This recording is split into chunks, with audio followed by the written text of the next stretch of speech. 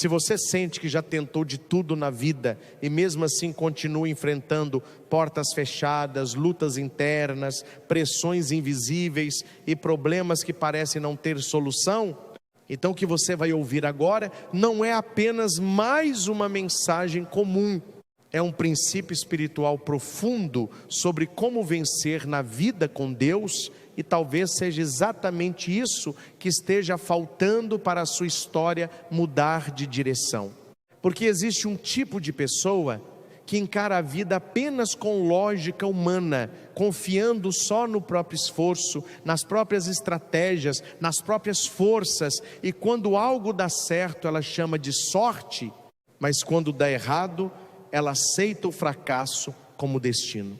Mas existe outro tipo de pessoa, e aqui está o segredo, que decidiu não caminhar sozinha, que decidiu não depender apenas do que vê, mas colocar Deus no centro das decisões, das batalhas e dos caminhos. E essa diferença muda tudo.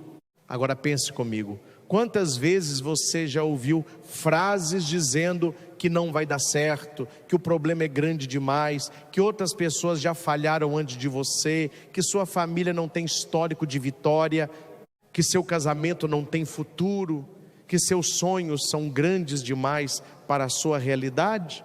Essas vozes existem e elas tentam enfraquecer a sua fé, mas a pergunta verdadeira é outra: você vai acreditar mais nessas vozes humanas ou naquilo que Deus pode fazer? Porque quando alguém escolhe confiar apenas no que os olhos veem, essa pessoa já está limitada. Mas quando alguém decide confiar em Deus, essa pessoa entra em outra dimensão de existência. Por isso, antes de tudo, eu te convido a um momento de silêncio interior, de abertura espiritual. Porque o que vamos refletir não é apenas informação, é direção de vida. E para isso, precisamos reconhecer a presença de Deus aqui. Vamos invocar juntos o Espírito Santo, não como uma repetição vazia, mas como uma entrega verdadeira.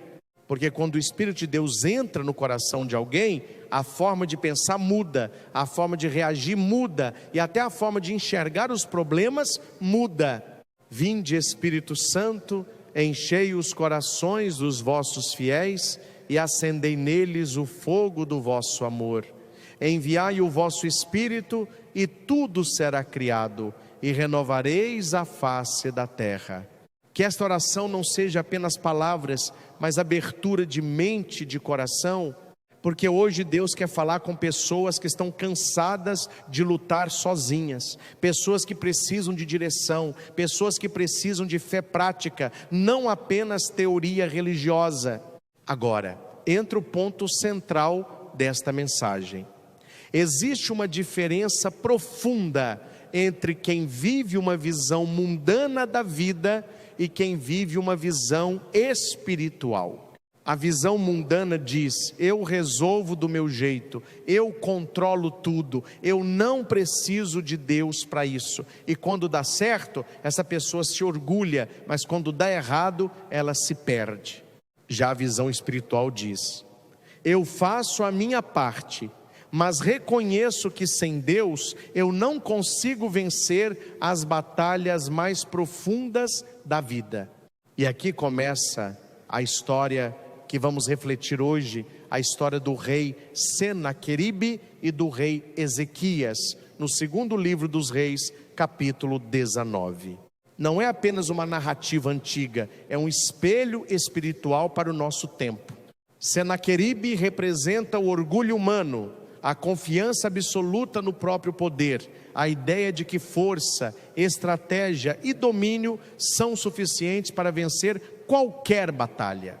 Já Ezequias representa algo completamente diferente, a confiança total em Deus, mesmo quando tudo parece perdido. Senaqueribe já havia conquistado muitos reinos. Ele acreditava ser invencível, como se nada pudesse resistir ao seu poder. E isso é perigoso, porque quando alguém começa a acreditar que é indestrutível, essa pessoa já perdeu a noção da própria limitação Ele não via necessidade de Deus, não via necessidade de fé, não via necessidade de humildade. Ele via apenas o próprio império crescendo e se expandindo. Mas Ezequias não via o mundo dessa forma. Ele enxergava a realidade com outra lente, uma lente espiritual. Ele sabia que existem forças além do visível e que a verdadeira vitória não vem apenas de exércitos ou estratégias, mas da presença de Deus sustentando a vida. E aqui começa o confronto entre duas mentalidades. De um lado, aquele que confia apenas no que controla. Do outro, aquele que confia naquele que controla todas as coisas. E essa mesma escolha continua viva hoje dentro de cada pessoa que ouve essa mensagem. Porque talvez você esteja enfrentando hoje uma situação que parece maior do que você. E nesse momento existem duas vozes tentando dominar sua mente. A voz que diz, você está sozinho nisso, e a voz da fé que diz, Deus está com você nisso. E tudo depende de qual voz você decide ouvir. No próximo momento desta reflexão, vamos entrar diretamente no início da batalha entre Senaqueribe e Ezequias. E você vai entender como essa pressão começou e por que ela se parece tanto com as pressões que você enfrenta hoje na sua vida. A história continua agora entrando em um nível mais profundo, onde a fé e a pressão humana começam a se confrontar de forma direta. Senaqueribe não era apenas um rei comum, ele era a representação do poder humano levado ao extremo. Um governante que conquistou praticamente todos os reinos ao seu redor, que acumulou vitórias, territórios e medo por onde passava, e isso criou nele uma sensação perigosa de invencibilidade, como se nada pudesse pará-lo. Ele não apenas acreditava no próprio exército, ele acreditava no próprio domínio, como se fosse absoluto. E quando alguém chega nesse nível de orgulho, essa pessoa começa a desprezar qualquer forma de fé ou confiança em Deus. Senaqueribe não via Jerusalém como algo diferente dos outros reinos que ele já havia destruído. Para ele, era apenas mais uma conquista inevitável, apenas mais uma cidade que cairia diante do seu poder. E é exatamente aqui que a pressão começa a ser construída contra Ezequias. Senaqueribe envia uma mensagem, uma carta carregada de provocação, intimidação e desprezo espiritual. Não era apenas uma ameaça militar, era uma tentativa de destruir a fé antes mesmo da batalha começar. Ele queria atacar primeiro a confiança de Ezequias em Deus, porque ele sabia que se conseguisse quebrar essa confiança, a vitória seria mais fácil. E esse é um detalhe muito importante. Nem todas as batalhas da vida começam com violência física. Muitas começam com palavras, com dúvidas, com pensamentos, com mensagens que tentam minar sua fé. Na carta, Senaqueribe basicamente diz, não deixe o seu Deus te enganar, a Sera. Ele questiona a fé de Ezequias, como se Deus fosse incapaz de salvá-lo. Ele lembra todas as outras nações que foram destruídas, como se isso fosse prova suficiente de que Jerusalém também cairia. E ele usa exatamente essa lógica humana. Se funcionou contra todos os outros, vai funcionar contra você também. E aqui existe uma conexão muito forte com a vida real. Quantas vezes você já ouviu algo parecido? Isso não vai dar certo. Outras pessoas já tentaram e falharam. Não adianta rezar, isso não muda nada. Você está perdendo tempo. Essas são versões modernas da carta de Senaqueribe. São palavras que tentam enfraquecer a confiança, que tentam reduzir a fé a algo irrelevante, que tentam colocar Deus como uma ideia distante e não como uma força viva. Senaqueribe vai além e basicamente diz, você confia em um Deus que não pode te salvar. Ele tenta transformar a fé em ilusão. E esse é o ponto central da estratégia dele. Se ele conseguir fazer Ezequias duvidar de Deus, ele não precisará vencer uma guerra difícil, porque a batalha já estaria vencida dentro da mente. E aqui começa o impacto emocional da história. Ezequias recebe essa carta. Ele não está lidando com uma opinião qualquer, ele está lidando com uma ameaça real, com um exército enorme ao redor, com uma situação que parece impossível humanamente. A cidade está cercada, o perigo é concreto e a pressão psicológica é enorme. E agora ele precisa decidir como reagir. E aqui está o ponto que separa duas formas de viver: a reação humana imediata e a reação espiritual consciente. Muitas pessoas, diante de uma situação assim, entram em desespero, reagem com medo, ansiedade, tentam resolver tudo de forma impulsiva. Outras simplesmente desistem por dentro antes mesmo da batalha começar. Mas Ezequias faz algo diferente, algo que define o destino da sua história. Antes de qualquer reação emocional, ele lê novamente a carta. Ele não ignora o problema, ele não finge que não existe, ele não nega a realidade, ele encara o problema de frente. Isso é importante. Porque fé não é negação da realidade, fé é a forma como você reage à realidade. E depois disso, ele toma uma decisão espiritual. Ele sobe ao templo do Senhor. Esse detalhe é profundo. Ele não corre para alianças políticas primeiro, não corre para estratégias militares primeiro, não corre para desespero primeiro. Ele sobe ao templo. Isso significa que ele escolhe elevar sua mente acima do nível do problema. Na linguagem espiritual dessa história, subir ao templo significa se afastar da lógica do medo e entrar na lógica da fé. Significa não permitir que a pressão externa dite suas decisões internas. Significa lembrar que existe um Deus acima da situação que você está enfrentando. E aqui existe um contraste muito forte com a forma como muitas pessoas vivem hoje. Quando o problema chega, muita gente desce emocionalmente. Desce para ansiedade, desce para medo, desce para confusão, desce para desespero. E quanto mais desce, mais perde a clareza. Mas Ezequias sobe, ele muda o nível da resposta. Depois de subir ao templo, ele faz algo ainda mais significativo. Ele estende a carta diante de Deus. Isso não é apenas um gesto simbólico, é uma atitude espiritual profunda. Ele está dizendo: Deus, eu não vou carregar isso sozinho. Eu estou colocando isso diante de ti. Ele não esconde o problema, ele não mascara a dor, ele não tenta parecer forte sozinho, ele apresenta a realidade diante de Deus. E isso muda completamente a dinâmica da situação, porque quando você segura o problema sozinho, ele parece maior do que você. Mas quando você coloca o problema diante de Deus, você começa a perceber que ele não é maior do que Deus.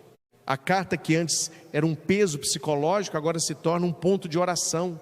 O que antes era ameaça, agora se torna diálogo com Deus. E isso é uma transformação interna fundamental. E então vem o terceiro movimento de Ezequias. Ele ora.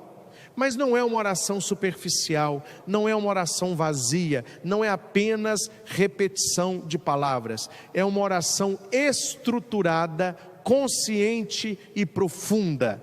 Ele reconhece quem Deus é, ele reconhece o que está acontecendo e ele reconhece a sua própria limitação. E aqui está o ensinamento central desta história. A oração de Ezequias não começa pedindo coisas, começa reconhecendo Deus. Ele primeiro estabelece quem Deus é, e só depois ele apresenta a sua necessidade. Isso muda tudo, porque quando você entende quem Deus é, você entende também o tamanho do que Ele pode fazer. Essa sequência mostra um padrão espiritual muito forte: subir ao templo, colocar o problema diante de Deus e orar com consciência. Não é apenas um ritual, é uma postura de vida. E enquanto Senaqueribe tenta destruir a fé com palavras de medo, Ezequias responde com palavras de dependência e confiança. Um tenta diminuir Deus na mente do homem, o outro coloca o homem na presença de Deus. E aqui termina uma parte crucial da história, porque agora tudo já não depende mais apenas da força humana, mas da intervenção divina. E no próximo momento desta reflexão, vamos entrar exatamente na oração de Ezequias e entender como cada parte dela revela um segredo profundo sobre como Deus responde quando alguém realmente confia nele. Agora entramos no centro espiritual desta história, onde tudo deixa de ser apenas pressão humana e passa a ser um confronto direto entre fé e desespero, entre confiança em Deus e a lógica do medo.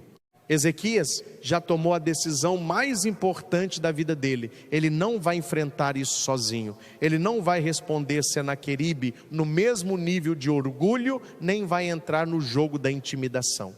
Ele sobe ao templo, coloca a carta diante de Deus e agora ele faz algo ainda mais profundo. Ele começa a orar. Mas essa oração não é comum. Ela não nasce da pressa, nem do desespero emocional, nem de palavras soltas repetidas sem consciência. Ela é estruturada, consciente e espiritual. E aqui está um segredo que muitas pessoas ignoram. A forma como você ora define o nível da sua maturidade espiritual. E a oração de Ezequias nos ensina isso com clareza. A Bíblia mostra que ele ora entre os versículos 15 e 19, e cada parte dessa oração revela um passo espiritual. Ele não começa pedindo nada, ele começa reconhecendo quem Deus é. Isso já muda completamente a direção da oração. Porque quando alguém entra na presença de Deus sem reconhecer quem Ele é, essa pessoa reduz a oração a uma lista de pedidos. Mas quando alguém reconhece Deus primeiro, a oração se torna relacionamento, não apenas necessidade. Ezequias começa dizendo, em essência, Senhor, Tu és Deus. Ele reconhece a soberania divina, ele reconhece que Deus está acima de tudo, que não existe outro poder comparável. Ele não está tentando convencer Deus de nada, ele está alinhando o próprio coração com a verdade de quem Deus é. Isso é importante, porque muitas vezes a ansiedade nasce exatamente quando esquecemos quem Deus é e focamos apenas no tamanho do problema. E aqui existe uma lição prática muito forte. A fé não começa quando o problema diminui. A fé começa quando a visão de Deus aumenta dentro de nós. Ezequias não diminui Senaqueribe com palavras. Ele aumenta Deus dentro da oração. Ele diz em linguagem espiritual: Tu és o Criador dos céus e da terra. Isso significa que ele reconhece Deus como autoridade absoluta sobre tudo o que existe. Depois disso ele entra em uma segunda fase da oração. Ele reconhece a realidade da situação. Ele não finge que o problema não existe. Ele não espiritualiza de forma superficial. Ele apresenta diante de Deus a ameaça real que está acontecendo. Senaqueribe não é ignorado, ele é colocado diante de Deus. E isso é muito importante, porque fé não é negação do problema, fé é entrega do problema a Deus. Ezequias basicamente diz: Senhor, veja o que está acontecendo. Ele não está informando Deus como se Deus não soubesse. Ele está trazendo o problema para dentro da relação com Deus. Ele está dizendo: Senhor, eu estou diante de algo que me ultrapassa, mas não ultrapassa a Ti. Essa é a chave. E aqui nós aprendemos algo profundo sobre oração verdadeira. Oração não é esconder o problema, oração é expor o problema na presença de Deus. Quando você esconde, você carrega sozinho. Quando você expõe, você entrega. Na sequência, ele faz algo ainda mais profundo. Ele mostra a Deus que não é uma questão pessoal de orgulho, mas uma questão de honra espiritual. Senaqueribe não está apenas atacando Ezequias, ele está atacando o próprio Deus, e isso muda completamente o cenário da batalha. Ele diz em essência: Senhor, não é apenas contra mim, é contra Ti. E isso é poderoso, porque quando a luta deixa de ser apenas sua e passa a ser algo que envolve a glória de Deus, a responsabilidade muda de nível. Ezequias não está pedindo vingança pessoal, ele está pedindo intervenção divina. E aqui entra um ponto muito importante. A oração madura não é centrada no ego, é centrada na glória de Deus.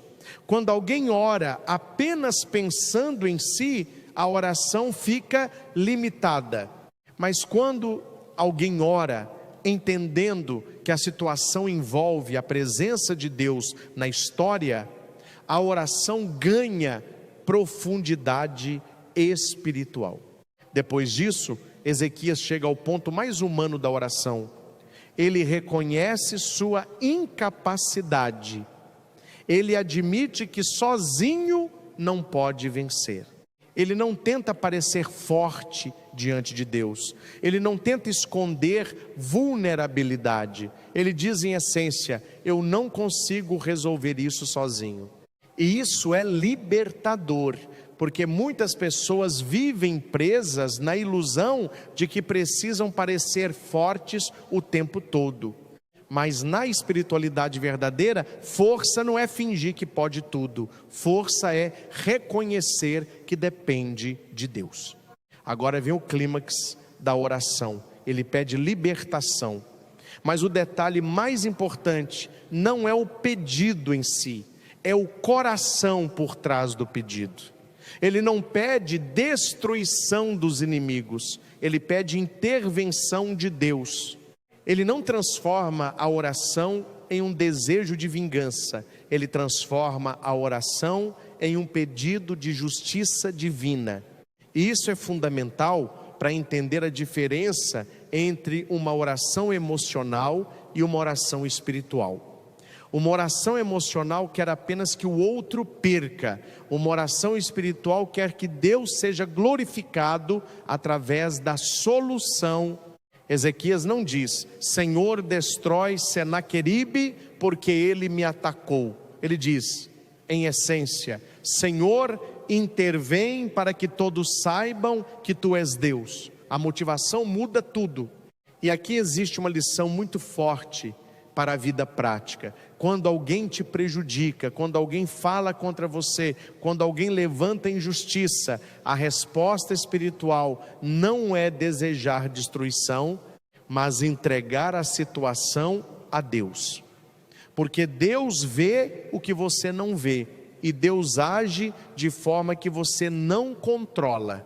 E nesse ponto da história, algo invisível começa a acontecer. Enquanto Ezequias ora, o mundo espiritual se movimenta. A Bíblia não descreve tudo em detalhes, mas mostra claramente que a resposta de Deus já está sendo preparada. E isso nos leva a um princípio importante. Nem toda resposta de Deus é imediata no mundo visível, mas isso não significa que nada está acontecendo. Muitas vezes, enquanto você ora, Deus já está trabalhando em níveis que você ainda não consegue ver. E aqui entra uma verdade que sustenta a fé. O silêncio visível não significa ausência de ação divina. Existe um movimento espiritual acontecendo por trás da realidade. Ezequias não sai do templo com estratégias humanas, ele sai com uma resposta espiritual. Ele não sai com um exército maior, ele sai com uma fé fortalecida. E isso muda completamente a forma como ele vai encarar o que vem pela frente. Agora a narrativa se prepara para uma virada, porque até aqui tudo parecia estar contra Jerusalém. O exército de Senaqueribe era numeroso, o poder era visível, a intimidação era real. Mas o que não era visível era mais forte do que tudo isso: a intervenção de Deus. E aqui entra uma dimensão que muitas pessoas esquecem. Na vida espiritual, o que é invisível é mais determinante do que o que é visível. Senaqueribe confiava no que podia ver. Ezequias confiava no que não podia ver, mas sabia que existia. E essa é a diferença entre viver apenas no nível humano e viver no nível da fé. No próximo momento dessa história, vamos ver o resultado dessa oração e como uma única intervenção divina muda completamente o destino de uma nação inteira, mostrando que quando Deus entra na história, nenhum poder humano consegue sustentar a própria arrogância. Agora a história chega ao ponto em que a fé deixa de ser apenas uma postura interna e começa a produzir resposta no mundo real. Até aqui, vimos Ezequias diante de uma pressão impossível, vimos Senaqueribe confiando no poder humano, vimos a carta de ameaça e vimos a oração profunda sendo feita no templo. Mas agora começa algo que muda completamente o rumo da narrativa. Deus responde. E essa resposta não vem no formato que Senaqueribe esperava, nem no formato que o medo imaginava. Porque quando Deus age, Ele não apenas resolve um problema, Ele revela quem realmente está no controle da história. E aqui está uma verdade essencial: o silêncio de Deus nunca é ausência de ação.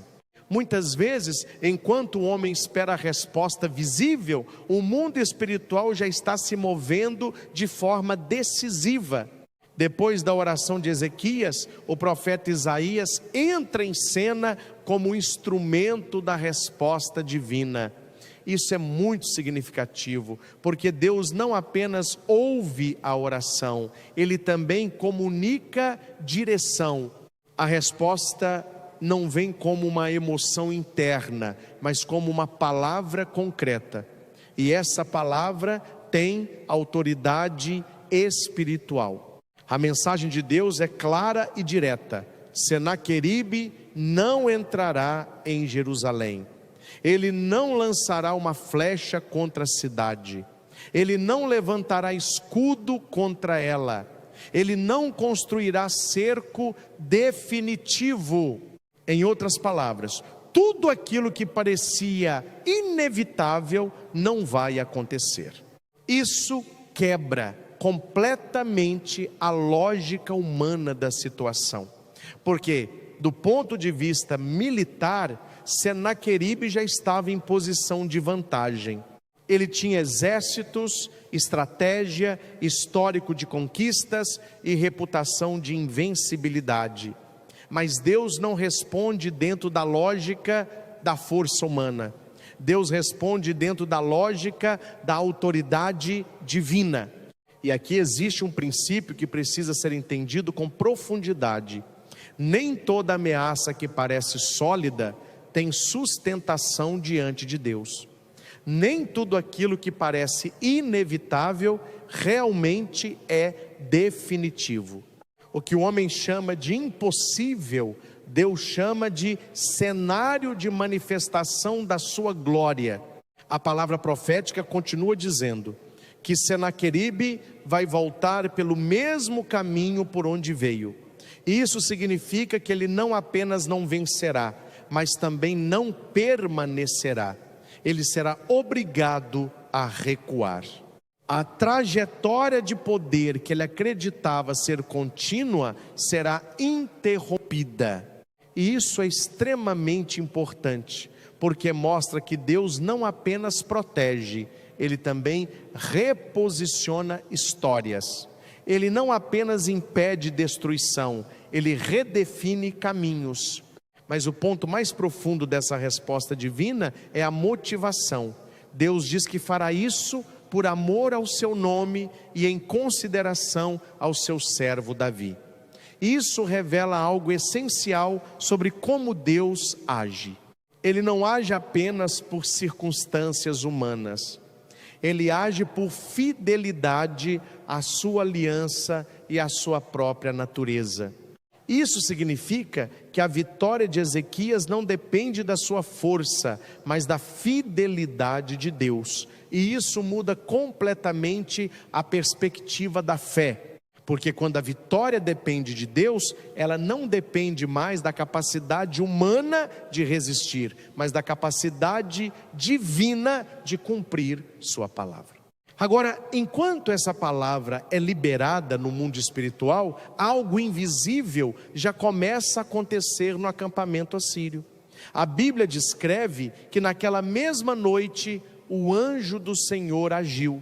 E aqui nós entramos em uma dimensão que ultrapassa a lógica militar e humana. Um único anjo é enviado. Não é um exército inteiro de anjos, não é uma guerra prolongada, não é uma batalha equilibrada, é uma intervenção direta, pontual e absoluta. E esse detalhe é fundamental para entender a diferença entre poder humano e poder divino. Senaqueribe confiava em 185 mil soldados. Ele confiava em números, estratégia, força e intimidação, mas Deus não precisou de números. Um único anjo foi suficiente para desfazer toda aquela estrutura militar. E aqui existe uma lição que atravessa gerações. O que sustenta o orgulho humano pode ser desfeito por uma única ação divina. O que parece inabalável diante dos olhos humanos não tem estabilidade diante do poder de Deus. Naquela noite, o acampamento assírio é atingido por algo que não é descrito em detalhes, mas o resultado é claro: uma grande parte do exército é destruída. O sistema de dominação, que parecia imparável, simplesmente desmorona sem que Ezequias levante uma espada. Isso é importante porque mostra que a vitória não veio através de guerra direta, mas através de intervenção espiritual. E isso muda completamente a compreensão de batalha. Nem toda vitória precisa ser conquistada com força humana. Algumas vitórias são resultado direto da ação de Deus. E quando Senaqueribe acorda, a realidade já não é mais a mesma. O que ele acreditava estar sob controle agora está desfeito. O que ele achava que era inevitável não aconteceu. E o que ele considerava impossível se tornou realidade. Jerusalém não caiu. Ele então retorna pelo mesmo caminho. Isso não é apenas uma retirada militar, é um símbolo espiritual de derrota. Ele volta com aquilo que representa a quebra de orgulho, porque ele não conseguiu sustentar sua própria arrogância diante de Deus. E aqui existe um contraste muito forte entre dois caminhos: o caminho do orgulho e o caminho da submissão a Deus. Senaqueribe representa o caminho do orgulho que sobe alto, mas termina em queda. Ezequias representa o caminho da fé, que parece frágil, mas termina em vitória. Agora, quando olhamos para essa parte da história, percebemos algo muito profundo. Deus não apenas protege Jerusalém, Ele também expõe a limitação do poder humano. Porque quando Deus age, ele não apenas resolve o problema, ele revela quem realmente estava no controle o tempo todo. E isso traz uma reflexão muito importante para a vida prática. Muitas vezes as pessoas acham que estão no controle de tudo, que suas estratégias são suficientes, que suas forças são invencíveis. Mas a história de Senaqueribe mostra que nenhum poder humano é absoluto. Existe sempre um limite que o homem não controla. E esse limite é o espaço onde Deus se manifesta. Ezequias não venceu porque era mais forte. Ele venceu porque confiou em quem é infinitamente mais forte. E isso muda toda a lógica da história. Agora o cenário começa a se transformar. O medo que antes dominava Jerusalém começa a desaparecer.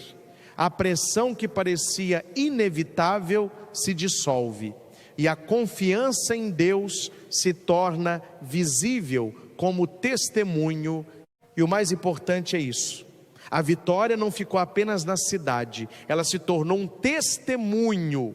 Porque quando Deus age, Ele não apenas resolve um problema individual, Ele transforma a história em evidência da sua presença. No próximo e último momento dessa sequência, vamos ver como essa história termina completamente e como ela se transforma em um princípio eterno sobre fé, oração e intervenção divina, que continua válido até hoje para qualquer pessoa que enfrenta batalhas que parecem impossíveis de vencer. Agora chegamos ao desfecho desta história, onde tudo que parecia impossível se transforma em testemunho, e onde a fé de Ezequias não apenas resolve um problema pessoal, mas revela um princípio eterno sobre como Deus age na história humana. Até aqui vimos o confronto entre Senaqueribe e Ezequias, vimos a pressão, a carta de intimidação, a oração profunda, a resposta profética e a intervenção do anjo do Senhor. Agora vemos o resultado final de tudo isso se consolidando de forma completa. Depois da destruição do exército assírio, Senaqueribe não tem mais a mesma autoridade que tinha antes. O homem que se apresentava como invencível agora é forçado a recuar. E isso é muito importante, porque mostra que o orgulho humano sempre encontra um limite quando confrontado com o poder de Deus. Ele volta pelo mesmo caminho por onde veio, não como conquistador, mas como alguém que perdeu o controle daquilo que achava dominar. Esse detalhe é mais profundo do que parece, porque na lógica espiritual dessa história, não é apenas uma retirada militar, é uma inversão de destino. O caminho que ele usou para avançar agora se torna o caminho da sua própria derrota. E isso revela um princípio importante. Quando Deus intervém, Ele não apenas impede a vitória do mal, Ele transforma o próprio percurso do mal em testemunho de limitação. Enquanto isso, dentro de Jerusalém, a realidade é completamente diferente. O que era medo se transforma em alívio. O que era pressão se transforma em confiança. E o que era ameaça se transforma em memória de livramento. Mas o mais importante não é apenas o que aconteceu fora, é o que aconteceu dentro das pessoas. Porque quando Deus age, Ele não apenas muda circunstâncias externas, Ele também muda a percepção interna da realidade. Ezequias não saiu dessa experiência apenas como alguém que escapou de uma crise. Ele saiu como alguém que aprendeu um princípio eterno. Confiar em Deus não é teoria, é prática que gera resultado real. Ele viu com os próprios olhos que a oração não é perda de tempo, que o templo não é fuga da realidade e que a fé não é ingenuidade, mas sim uma forma mais profunda de enxergar a realidade. E aqui existe um ponto essencial: a vitória de Ezequias não aconteceu no campo de batalha, aconteceu no templo.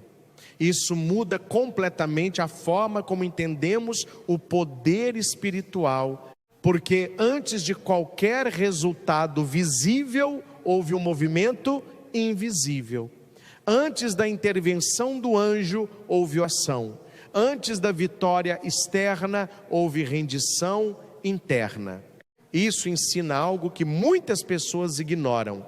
As batalhas mais importantes da vida não são vencidas com força humana, mas com posicionamento espiritual. E o posicionamento de Ezequias foi claro. Ele subiu ao templo, ele apresentou o problema diante de Deus e ele orou com consciência. Agora, olhando para Senaqueribe, vemos um contraste ainda mais forte. O homem que confiava apenas no próprio poder, não apenas perdeu a batalha, mas também perdeu a narrativa de invencibilidade que ele havia construído sobre si mesmo. Ele acreditava que era imparável, mas a história mostra que ele era apenas limitado como qualquer outro ser humano. E isso nos leva a uma reflexão importante. O orgulho humano sempre cria uma falsa sensação de controle. Senaqueribe acreditava que sua força militar era suficiente para garantir qualquer vitória, mas ele ignorava uma realidade fundamental. Existe um nível da história que não é controlado por exércitos, mas por Deus. Agora, quando ampliamos essa história para a vida real, percebemos como ela continua atual, porque muitas pessoas hoje vivem exatamente entre esses dois modelos. Existem pessoas que vivem como Senaqueribe, confiando apenas em si mesmas, em suas estratégias, em sua inteligência, em seu controle. Existem pessoas que vivem como Ezequias, que fazem o possível, mas reconhecem que o impossível pertence a Deus.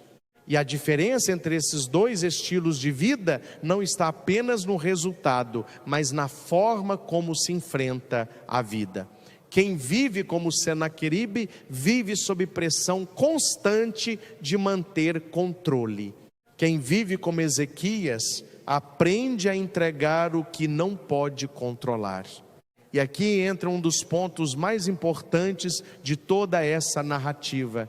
Ezequias não venceu porque tinha mais recursos, ele venceu porque tinha a direção correta da sua confiança. Ele não colocou sua segurança no exército, nem na estratégia, nem na política. Ele colocou sua segurança em Deus. E isso não significa passividade, significa alinhamento. Ele fez sua parte, ele subiu ao templo, ele orou, ele apresentou o problema, mas ele entendeu que o resultado final não estava sob seu domínio. Depois da intervenção divina, algo ainda mais profundo acontece. A história se torna testemunho. Porque quando Deus age de forma clara, isso não fica escondido. Jerusalém não apenas foi salva, Jerusalém se tornou exemplo de que confiar em Deus produz resultado real. E isso é essencial para entender o propósito dessa narrativa. Ela não foi registrada apenas para informar um evento histórico, mas para ensinar um princípio espiritual eterno. Quando alguém confia em Deus de forma verdadeira, Deus age de forma real. Agora, trazendo isso para a vida prática, essa história não está distante de nós. Ela continua acontecendo em diferentes formas, porque sempre que alguém enfrenta uma situação que parece maior do que suas forças, essa pessoa está no mesmo ponto onde Ezequias esteve. E nesse momento existem duas escolhas: reagir como Senaqueribe, confiando apenas no próprio controle, ou reagir como Ezequias, subindo ao templo, colocando o problema diante de Deus e orando com fé. E o mais importante é entender que essa escolha não é apenas religiosa, é existencial. Ela define a forma como a pessoa enfrenta crises, decisões, medos e incertezas. No final da história, o que permanece não é o poder de Senaqueribe, mas a fidelidade de Deus. O exército dele desaparece, sua ameaça perde força e sua narrativa de invencibilidade é quebrada. Já Ezequias permanece como testemunho de alguém que confiou corretamente, e aqui termina essa sequência com uma verdade que atravessa toda a narrativa. Deus não é apenas uma opção espiritual entre outras, Ele é a base real da vitória quando tudo parece impossível. Essa história não termina com medo, termina com confiança. Não termina com derrota, termina com intervenção. Não termina com desespero, termina com fé. E agora, olhando para tudo isso, a pergunta volta para nós: quando a carta da vida chega nas nossas mãos, quando a ameaça aparece, quando o problema parece maior do que nós, qual será a nossa resposta? Subir ao templo como Ezequias, ou confiar apenas na força humana como Senaqueribe? A resposta a essa pergunta define não apenas a história de um rei, mas a direção de qualquer vida que decide confiar em Deus de verdade.